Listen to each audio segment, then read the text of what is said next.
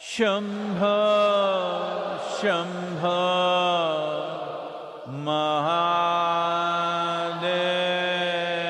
Mahadevaya.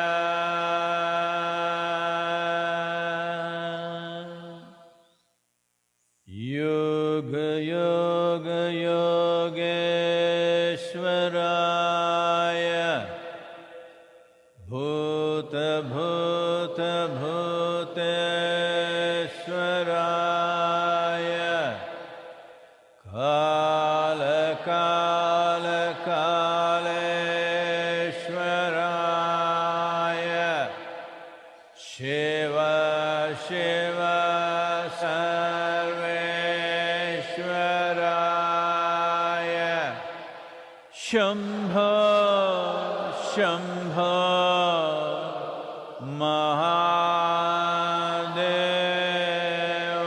Mahadevaya.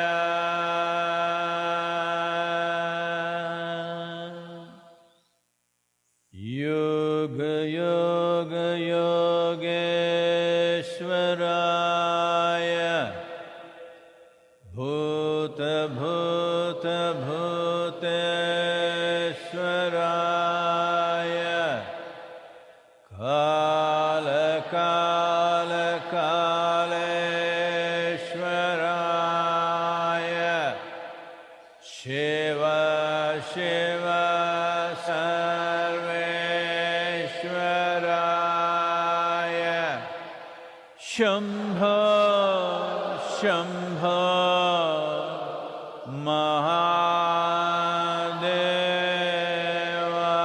Mahadevaya.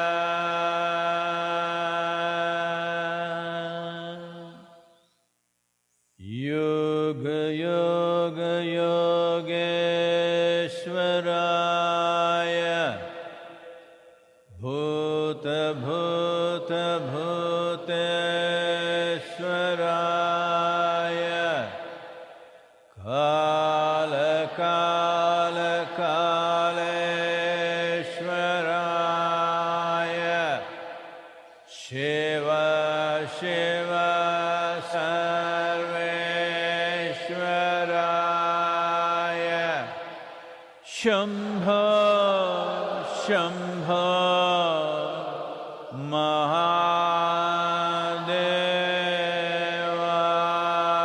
Mahadevaya.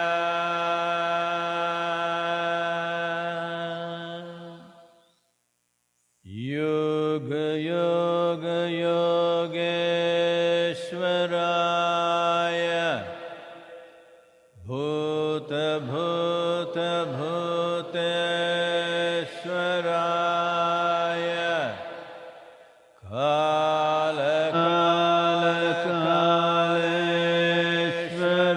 Kaleshwaraya, Shiva Shiva Sarveshwaraya, Shambho Shambho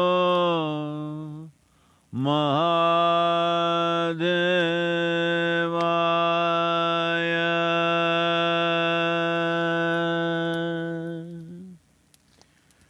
Yoga Yoga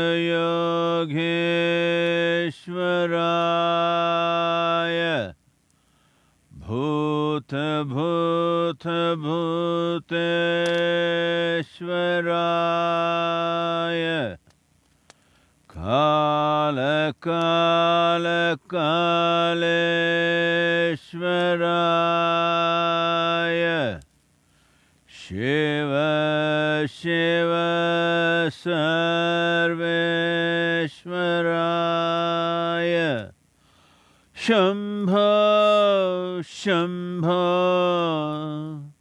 Mahadevaya.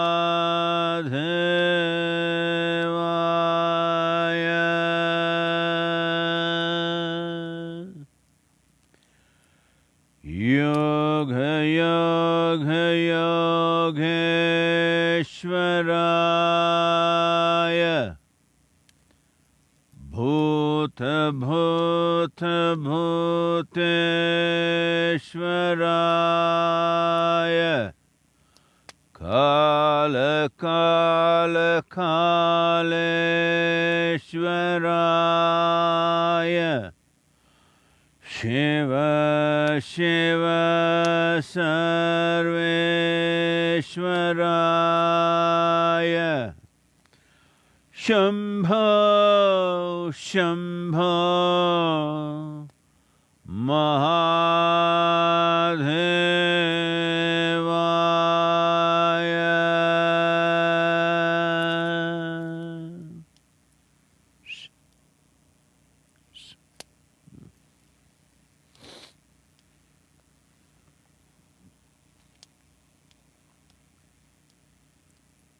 Mm-hmm.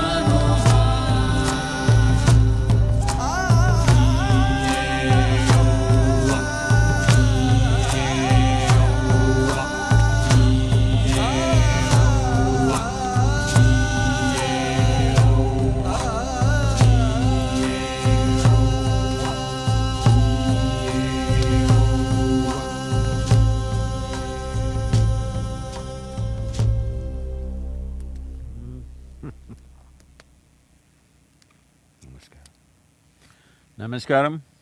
Namaskaram to everyone, wherever you are.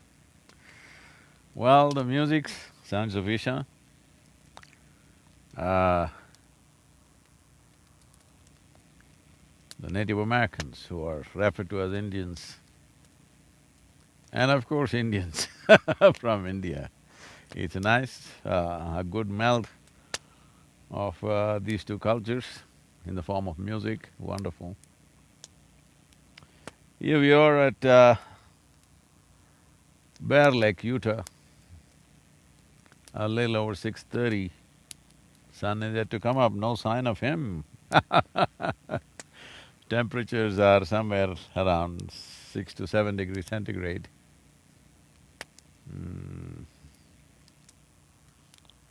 Fires all around me. But as you know, the virus is still picking up momentum in many parts of the world, including United States and India and a few other countries. Still in India, deaths are over 1,000 per day. United States, around 900 per day.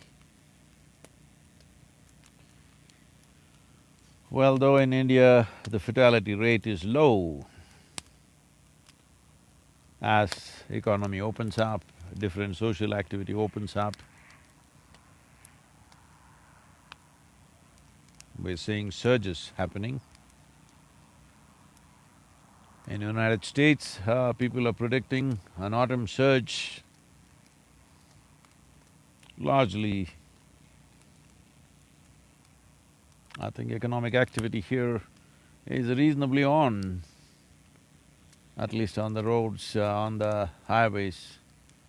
All the trucks are plying, maybe at least 60% of the usual traffic. And unfortunately, the President of United States and the First Lady also have fallen victims to this. Hope they recover soon. Well, many ministers, many people in the administration, including our Vice President of India, also COVID infected. I hope Sri Venkaiah Naidu recovers quickly. Considering age, they must take care. I'm sure doctors will do the best, but this is of great concern that people who are well protected, if it's happening to them, the regular population which needs to go out and do things on the street, the challenges of it. And some of the statistics or some of the studies show that 70% of the people who get infected don't spread the virus to even one more person. But the 10% who are considered as super spreaders, in case they are very happy they're in some way super, this 10% is giving to at least 90% of the infections are because of them. That means each one of them is giving to a minimum of 9 to 10 people. But 70% is a responsible population. Once they test positive, they're not giving it to anybody else. That's fantastic news. We just have to make the 70% into 100%. That is the real solution actually for virus problem and various other problems that we have. So, people who are calculating post-pandemic, what do I do? Please don't jump into that too quickly. Nobody told you it is like some kind of a thing on a particular date, we can say virus over and we're going to do something new. No, it will not happen that way. I hope, I know like the important thing is that we must come up with a treatment protocol. Like we have managed various other killers like tuberculosis, malaria, dengue, we have a effective treatment protocol. Because of that, we think we are free from it, but it's all over the place anyway, but we are managing without being worried about those things because we have a treatment protocol. The same needs to happen with this, that we must have an effective treatment protocol. I'm sure a lot of work is being done in that direction, and that could be one of the reasons for the number of recoveries. But at the same time, there is still no consensus on this is the way to treat this. That needs to happen. Today happens to be the World Animal Day. No, I'm not talking about you. I'm talking about the World Animal Day. 4th of October is the World Animal Day. I'm sorry, a little bit of this fire smoke in my eyes, the wind is changing direction. It's okay, it's all right. Just to give you, if you already do not know, 200 million animals killed for food daily on land, and 3 billion, including aquatic life, every day killed for human consumption. 200 million land animals and 3 billion aquatic creatures being killed for human consumption of 7.6 billion people. This amounts to 72 billion land animals and 1.2 trillion aquatic animals for food every year. In the last 50 years, sorry. In the last 50 years, the meat consumption in the world has gone up sixfold. One reason for this is the weakening of the soil and vegetable matter not having substantial strength in it, substantial nourishment in it. This is one reason why meat consumption has gone up, and another reason is meat industry is aggressively pushing their products, and another reason is, unfortunately, whatever is done in the West, particularly in America, everybody thinks that is the right thing to do. Now, every doctor in the world is telling you that red meat could be the cause of various ailments, whether it is cardiac problems, whether it is cancer or various other issues, or because of consumption of red meat, it has to be brought down.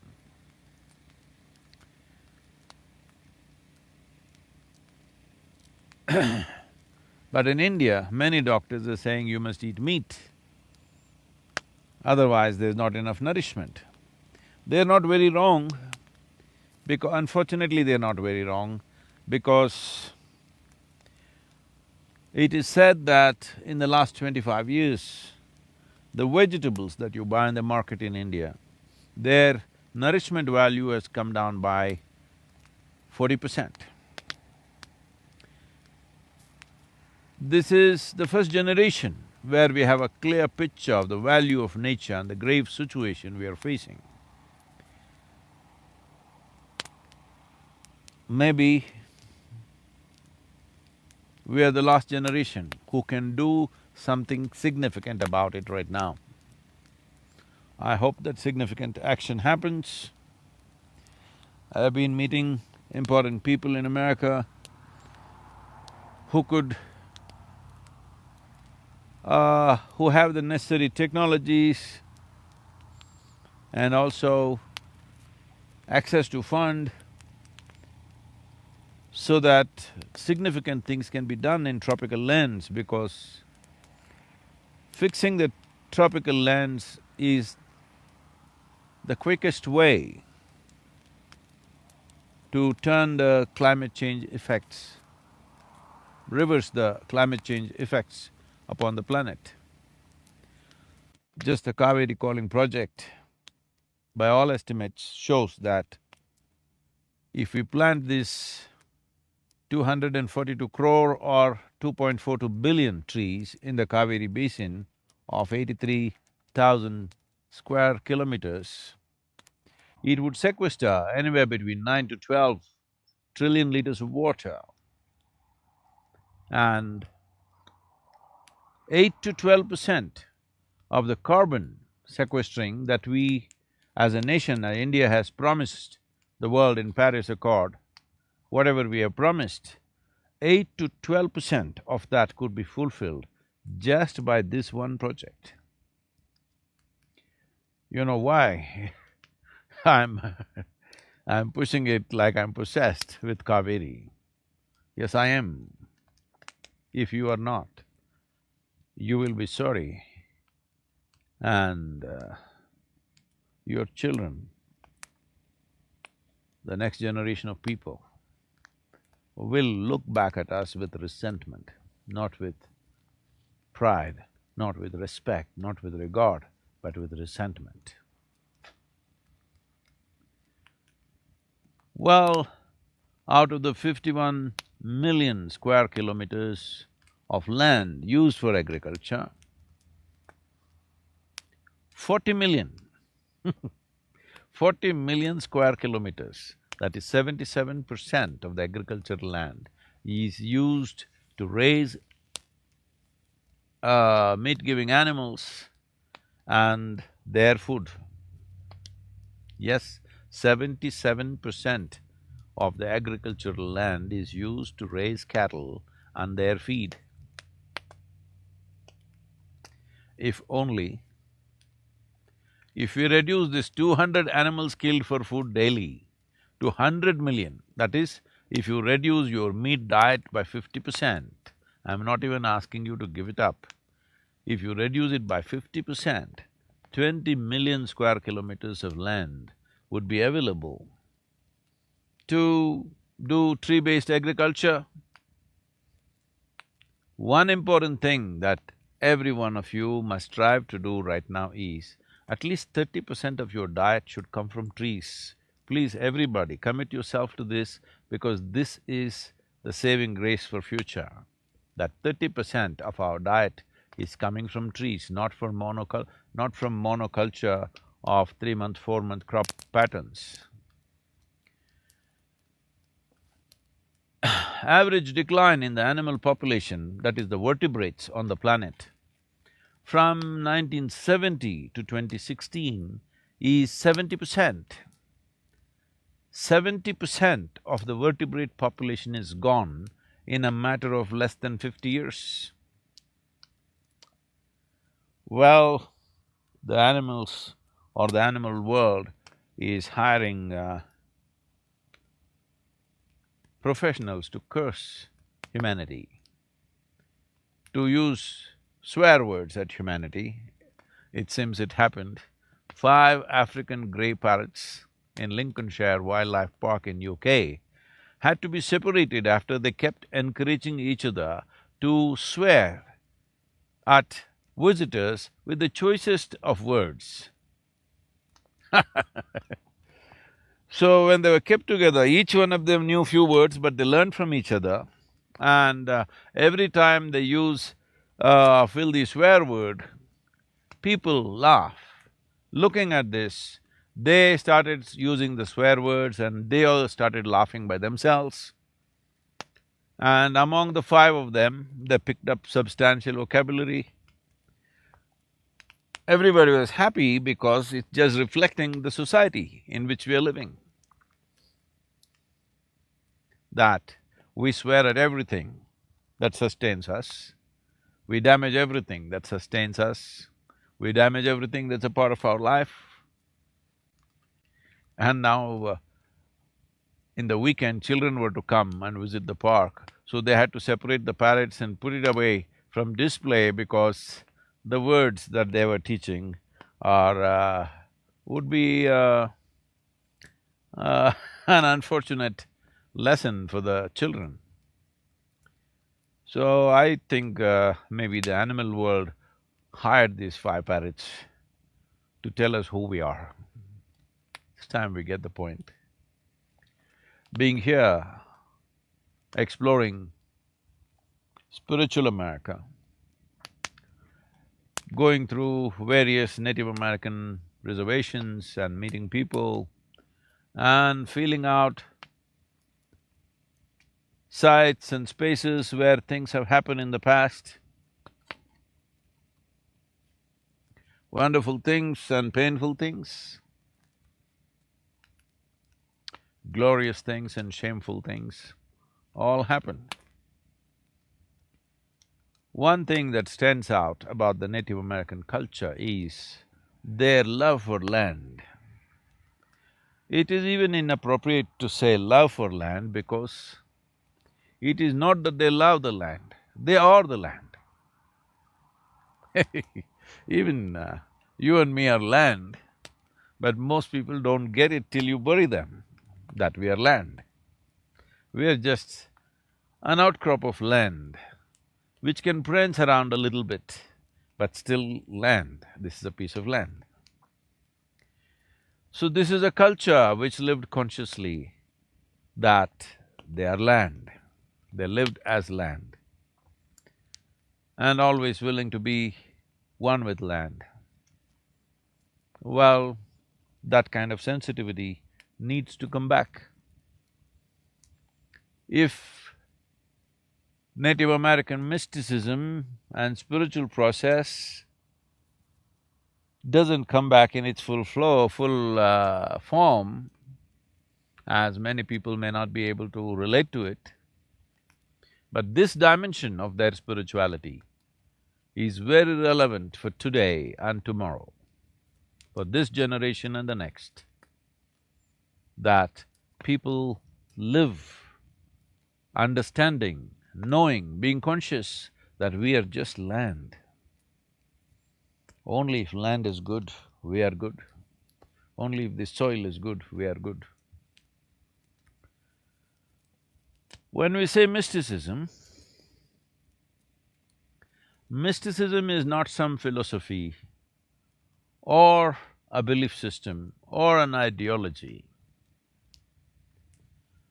Mysticism is an outcome or a consequence of the natural longing within a human being to know, experience and explore dimensions which are beyond limits for us right now.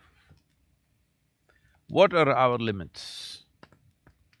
Our limits are our senses, what we can see, what we can hear, what we can smell and taste and touch. These are our limits. The boundaries of your experience, the boundaries of your knowing are just your sense organs. So the longing to know beyond this is a natural, intrinsic dimension within human intelligence. Human intelligence, if it is not contained by dogma, if it is not crippled by belief systems, if it is not stymied by absolutism, this is it, that is it, God said this, God said that. If you don't cripple your intelligence, it is natural for human intelligence to long to know something more than what it knows right now. The consequence of this longing is mysticism. So, I'm saying this because I'm getting a lot of questions, people asking, Sadhguru, how do you find Native American mysticism different from the Indian mysticism? Well, culturally we may be different, but when it comes to mysticism, there is no such thing as Indian mysticism, African mysticism, American mysticism, there is no such thing because mysticism is just exploration of the reality of existence, which is right now beyond physicality, because of which your senses are not able to perceive. Physical nature itself is a vast process. Modern science has made significant strides in exploring physical spaces. But though it is exciting and intriguing, they also know this is quite a hopeless effort, because now we are talking about millions and trillions of light years. When are we going to explore the whole cosmos? So the physical space, as exciting as it may be, is, in terms of exploration, it is a endless exploration. It may keep generations and generations of people busy, or traveling or hurtling through empty space, we may get bored and we may give up that exploration after some time. Because from one star to another star, from one galaxy to another galaxy, your interest and your excitement may not stay, and it will not stay. So mysticism is not looking at exploring physical spaces, it is about exploring dimensions beyond the physical nature. That means fundamentally, using some method, doesn't matter what, some method to transcend the limitations of sense perception so that we can touch and experience dimensions beyond the physical.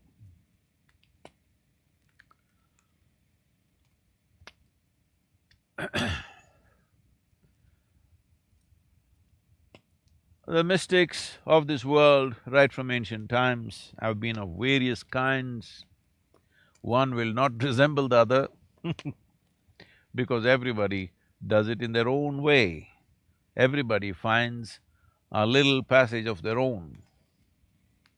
But there is a whole science, the yogic sciences are about this, that you can work systematically to transcend.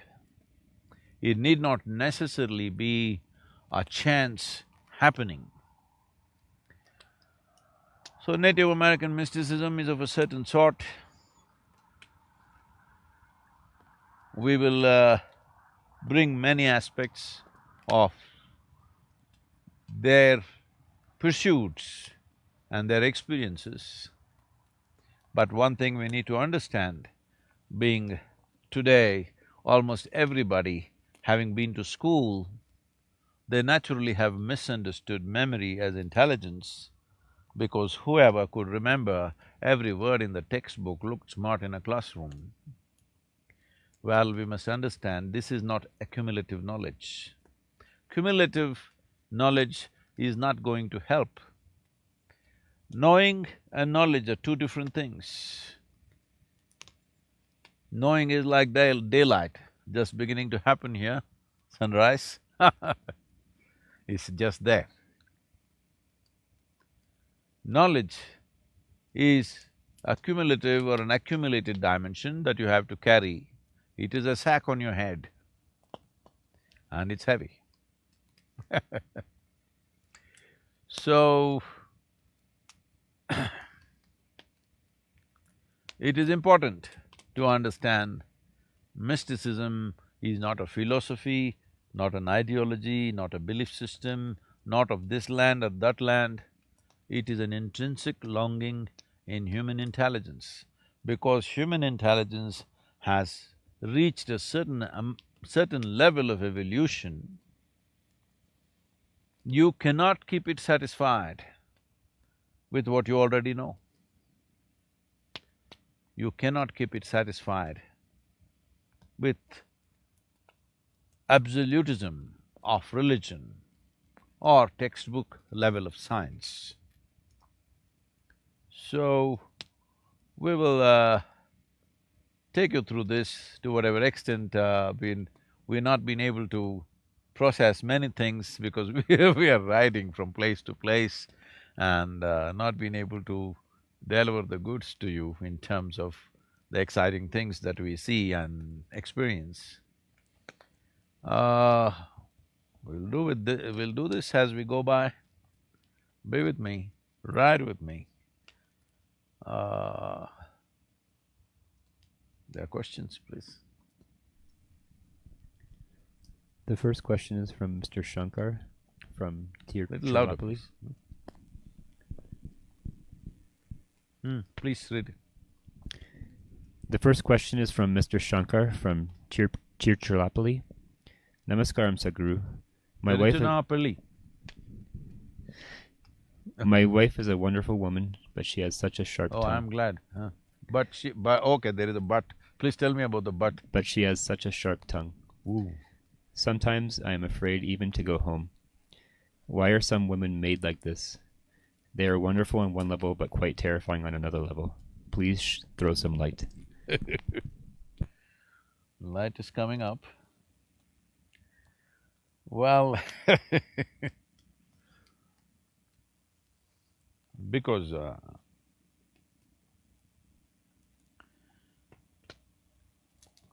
generally I'm saying, because some women will argue about this, generally women have less muscular strength than a man. When situations go a little out of control, man wants to use his hands because that's all he's got. So a woman, right from her young age, she sharpens her tongue because she knows her muscles are not as big and strong as a man's muscles, so her tongue is maybe way sharper than yours. You can't wag it like her. Generally, this could be true for most people. So,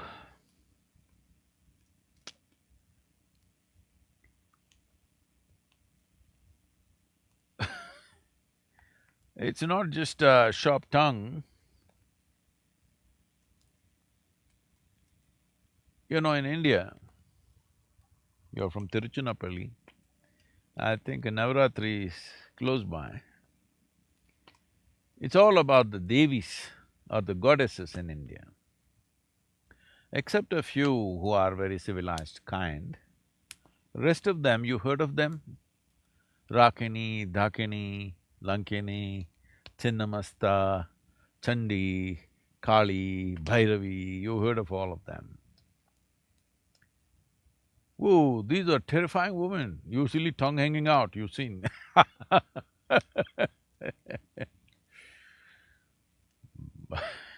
blood dripping sometimes from their mouths because they'll bite off your head.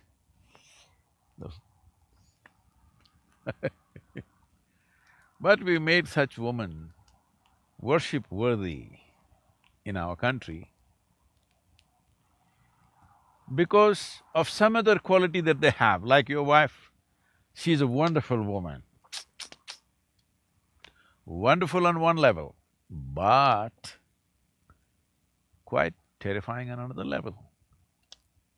So is Bhairavi, so is Chandi, so is Chamundi, so is Kali, so is Chinnamasta, many of them. They are wonderful on one level, quite terrifying on another level. So it is your skill to get the wonderfulness of their quality towards you, and their terrifying quality goes towards somebody else.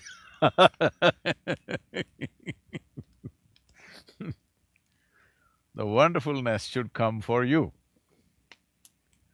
That is a skill you have to learn. But the whole idea of why the goddesses are like this is for you to understand, if there is a wonderful quality, either in terms of talent or intelligence or brilliance or some genius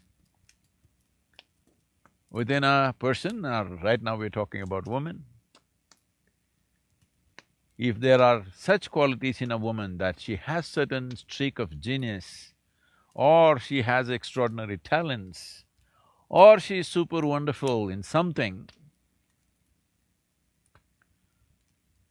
we don't want to surrender her intelligence, her brilliance, her genius, her talent, her skills at the altar of good behavior.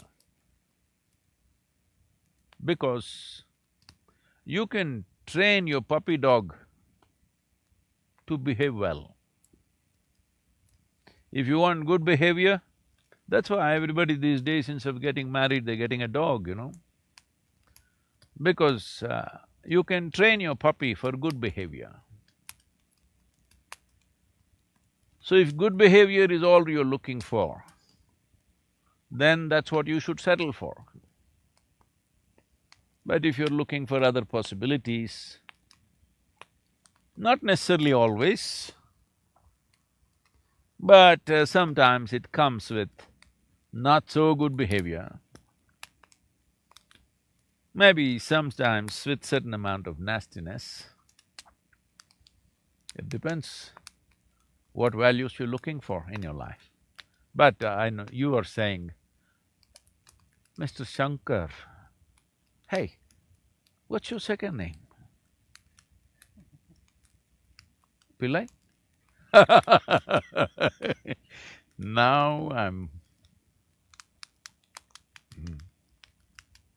I'm getting ideas.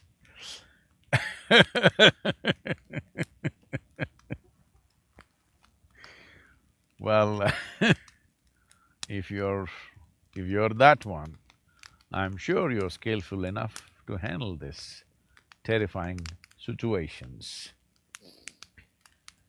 Well, but never surrender. Human intelligence, genius, brilliance, talent, competence at the altar of good behavior. Good behavior can be learnt. Intelligence cannot be learnt. Genius cannot be learnt. You have to unleash it, you cannot learn it. In the process of unleashing a significant possibility, in case, not necessarily, don't take this as an endorsement of your bad behavior. I'm not saying that. If you want to have some bad behavior, you should show some extraordinary talent or brilliance or intelligence. Otherwise, you have no right to throw yourself around. Even then, you have no right. But never surrender significant aspects of human life in the form of intelligence, competence, brilliance, genius at the altar of good behavior, because good behavior can be learnt and it's only socially significant, it has no life significance as such. So, the wonderful wife that you have,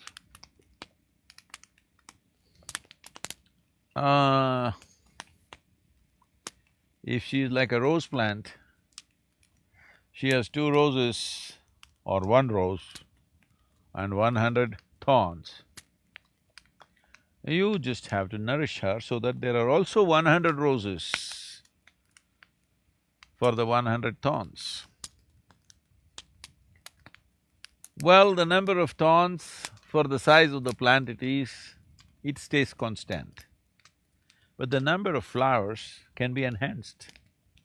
I think that's what you should do with this wonderful wife of yours.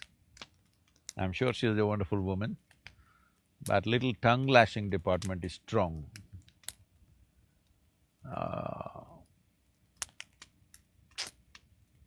You must find some other victim for her, and you must get the wonderful part of her. Please.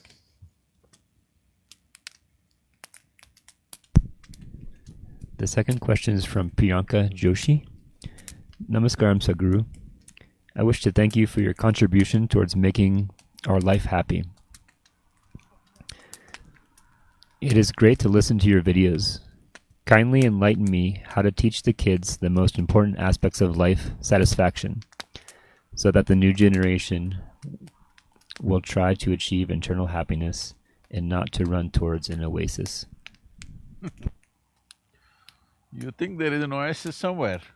Oh, I think now the camera should be taking in the Bear Lake much better, enough light, huh? So, a fantastic lake out here. Beautiful, large. I really don't know how large it is. It looks like somebody who comes from West Asia said it looks like Mediterranean Sea. Yes, it does. It's quite large.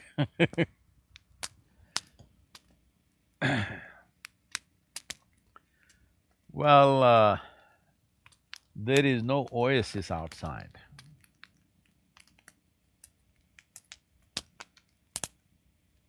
Even if there's an ocean, people can still drown in it.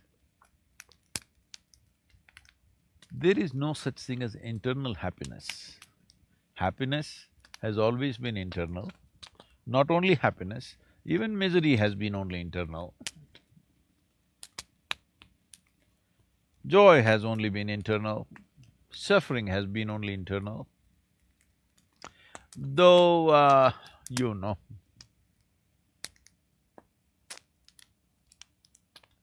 poets and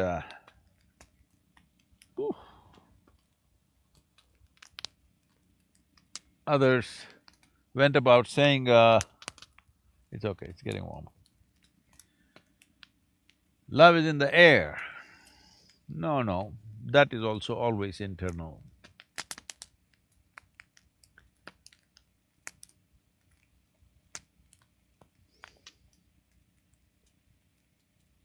Everything that you experience is internal. If you ever thought or deceived yourself to think that there is an oasis of happiness or love or joy somewhere, well, you will be deeply disappointed after some time, because many times it looks like that. Many times it looks like that there is an oasis or an ocean of joy somewhere else. No. All human experience is generated from within you. It's up to you what kind of experience you generate. Well, everybody wants to guide the youth or the children because you think children are the problem. No, they are just a miniature version of you. And if they are looking like such a serious problem, I think you need to have a close look at yourself. Because they're just a small, small prototype of you. So if they are looking terrible, you need a close look at yourself. Children are not the problem. If the adults transform themselves, you don't have to worry about the children. No, Sadhguru, my children… Oh, if your children are a problem, as I just told you, that is a miniature problem. The larger problem is sitting here. So, and you said you're listening to my videos also.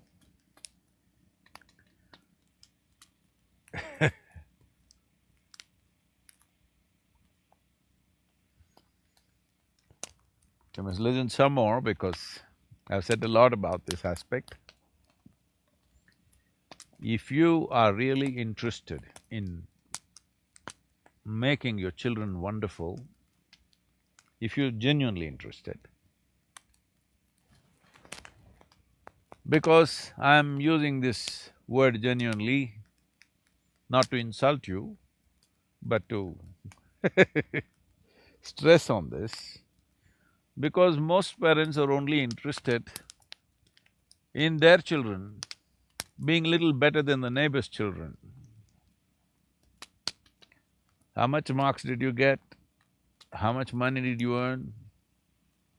What is your social status? This seems to be the concern of most parents. When it is so, naturally your children are looking for a stupid oasis which doesn't exist somewhere. Because it is you who has given them this idea that everything of value for a human being is somewhere outside in the society. Either in the money that you gather or wealth that you gather or status or symbols that you gather, feathers in your beak.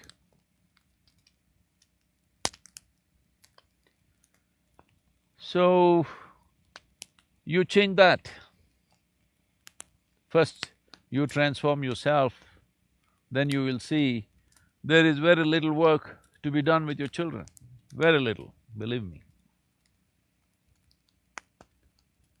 So without transforming yourself, you want them transformed. What is your idea of transformation? They must listen to you. There is scientific evidence to show if you're over 35 years of age, your children, whatever age they are, anywhere over 12 years of age, they are much more intelligent than you. There is scientific evidence to show this. So, why should they listen to you, I'm asking? Or if you go with your own thing, you're talking about satisfaction, let me upgrade that thing. Between you and your child, who is more joyful in a given day? If the answer is your child, then you tell me who should be a consultant for life? Definitely not you, it's the child. So, this attitude that children are born wrong and you're going to fix them, Creator has made a mistake. No, it's your mistake, you should know that. And you're going to fix the mistake. No, nothing like that. Life has come well. It is just your messing which is the problem. So whatever mess up you've done with yourself, if you fix that, there will be very little to fix with your child. Maybe you have to just teach them a few survival skills to survive in this world. And rest of it, that life will figure out in its own way. Or you said, throw some light, is it? No.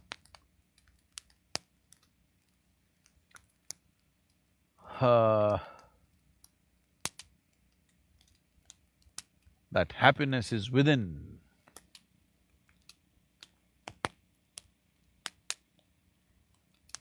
I want you to look at something very fundamental. Did you find a job or start a business or decide to go after something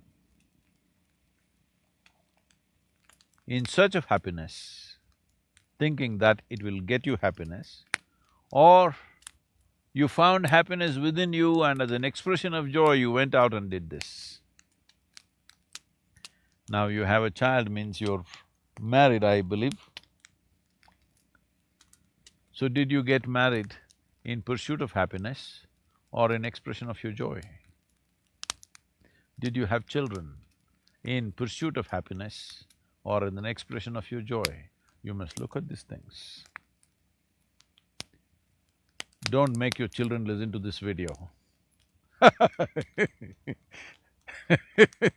You should listen to it and get it, because this is very important that you understand. You yourself have been looking for that oasis all your life, and now you want your child to find inner satisfaction or inner fulfillment or joy. How will this happen? You're definitely not qualified to do that.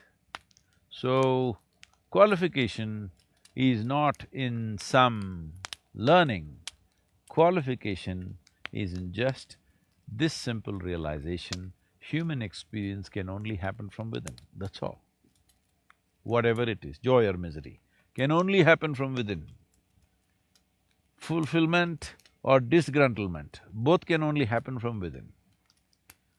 If you know this one thing absolutely, do whatever you want. What's my problem? You like frustration, enjoy it. You like to be disgruntled, enjoy it. What's my problem? But you must know it is caused by you, nobody else but you, that's all.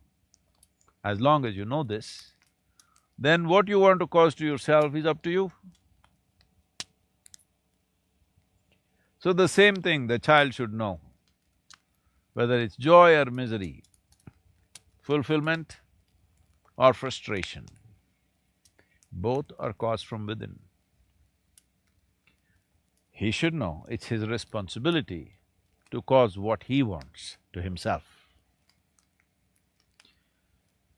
Well, this is an insurance for the rest of the world also. One who is in some sense fulfilled within himself or herself, or one who is joyful by their own nature, have no issues with the world around. Because when your well-being does not depend on anything around you, then you will do what is needed. Sometimes what you needed may need gentle handling, sometimes it may need forceful handling, sometimes it may need loving handling, sometimes it may need tough handling. You will do what's needed. Only when you're able to do just what is needed will your… what is called as human intelligence, which is a phenomenal process, it's not just intellect of thoughts, human intelligence will find expression. But if you are tied up in knots, this will bring happiness to me, this will bring unhappiness to me, this I enjoy, this I suffer. Once you're tied up in these boundaries and knots, your intelligence is frozen. It will never melt it will never flow like water, it is frozen. Well, frozen ice has its purposes. Frozen ice is good for future. I mean to say, when you go to heaven, maybe your intelligence will unfold. But there they say everything is fantastic, you don't need to be intelligent, God manages everything for you. So you won't need it there also. And carrying a block of ice and carrying a block of anything as a head is a wasted life. So the moment you identify what makes me happy, what makes me unhappy, what you enjoy, what you don't enjoy, the moment you identify this, you must understand your intelligence is frozen within the boundaries of that. So if you want your child to be released from that, you must set an example, not give lectures on how to find inner satisfaction. Suppose your child stands up and asks, if you were so fulfilled, why did you get married, why did you bear children, what will you do?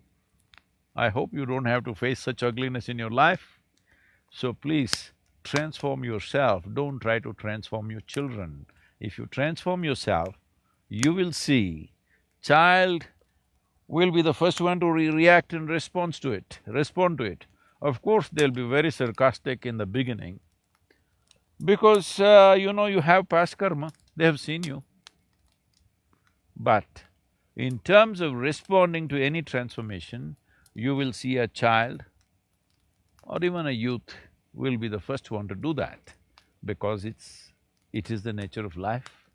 A fresh life always has more response capabilities than a conceited life which has formed ideas and opinions about everything. So age is just this. What is being young and what is being old, if you ask me? It is all a question about how many conclusions have you made about life. If you have a lot of conclusions, you will become ancient right now. If you have no conclusions about anything, you're willing to look at everything fresh, then you will see, you will be bubbly and very childlike. So it's up to you that you want to be an adult boss who molds this born into enslavement life. I'm talking about your child. Children are born as slaves, unfortunately, in this world still. I wouldn't say that for every parent, but largely. Because he is supposed to sit when you say… because you yourself do not know yet. Most of the people still do not know what to eat, what not to eat. But they know what the child should eat. How many wrong things have been fed to them, both in terms of food, ideas, belief systems, how much mess up has been done from generation to generation because you're trying to teach something that you yourself do not know. Don't do that. The best and the most wonderful thing that you can do with your child is admit to them that even you do not know, you just made a mistake of coming a few years early, that's it. Otherwise, what the hell do you have that the child doesn't have? At least he has fresh brains, you have frozen ones.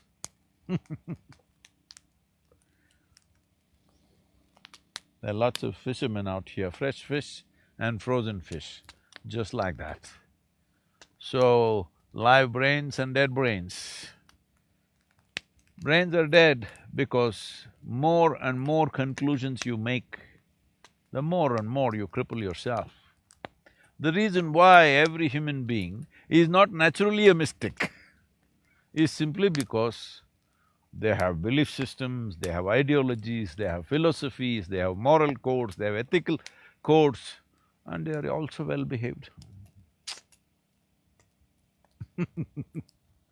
So they've done all the wrong things with life. So, exploration has stopped. When exploration stops, life will not happen as an explosion. It happens like a trickle, like survival, existence, but no exuberance of life. So your child has some exuberance, don't kill it with your silly ideas and philosophies. Please see if you can infuse that exuberance into yourself. And if you are an exuberant life, you don't have to do much with the child. They will grow up well. And if you don't stop running after some mirage of an oasis, it's just a mirage, there is no oasis. That it looks like it's going to satisfy everything, but when you get there, it doesn't work. You must see the advertisements. If you look at the commercials on the planet, you will understand what I'm saying. There was because you're using the word satisfaction, there used to be one ad in India when we were growing up, action for satisfaction, scissors, smoke the cigarette and you will be satisfied. Well, fortunately that brand is gone out, I think. Scissors, it'll cut your lungs from inside, that's what they were saying. You didn't get it. Generations of people smoked it. Here, somebody's advertising, you buy this car, that's it, your life is fulfilled, you will be joyful for the rest of your life. Well, you can… I'm not encouraging you to smoke, but you can smoke a cigarette, you can buy a car, but smokers don't look joyful, nor drivers look joyful. Just watch on the street, all those people who are driving their dream cars, are they bursting with joy? They're not. So, the oasis only is a mirage. If you don't see that, don't expect your child to see that. You have to show it to him by example, not by your teaching.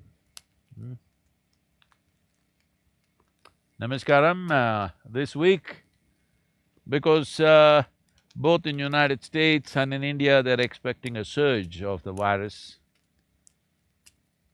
Ensure that you don't catch it. Ensure that you are not one of those superheroes who are super spreaders. Please be a responsible, sensible human being. Stay alive, that's the biggest responsibility right now. You and me should stay alive and ensure everybody around us stay alive.